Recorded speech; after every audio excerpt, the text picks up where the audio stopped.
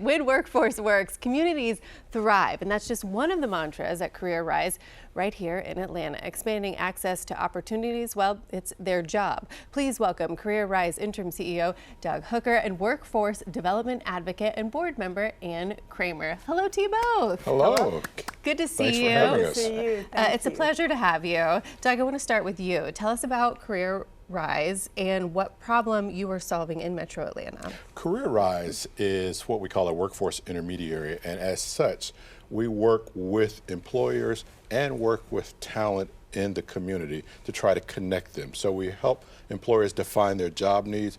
We help find training resources for residents, get them trained and connected to those jobs that employers have to offer. Doug, I love that you use the word talent because we have so much talent here that needs to be harnessed. So, Ann, why is it then so important for CareerRise to bring together employees, educators, workforce leaders in this way? Oh, honey, you have hit the nail on the head. Absolutely. That is the essence of CareerRise. And for me, it's been something that we've been searching for, is out of our silos into interconnectedness by bringing the employers who have the jobs and can define the skills, the preparers, the people who are preparing and training people for the work that's there, and then the people who are wanting the work and need to be prepared for the work that's there. And so it is the most extraordinary place with CareerRise where we are able to bring together the job seekers, and it's not only that they get the support of the training, but other supportive services like early learning for their children, connectivity, transportation, and other services that are required.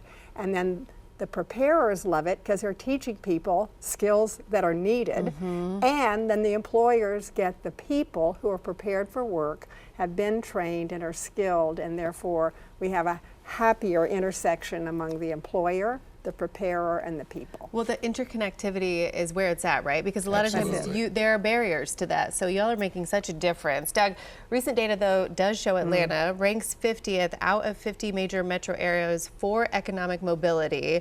What are the biggest factors that are contributing to that?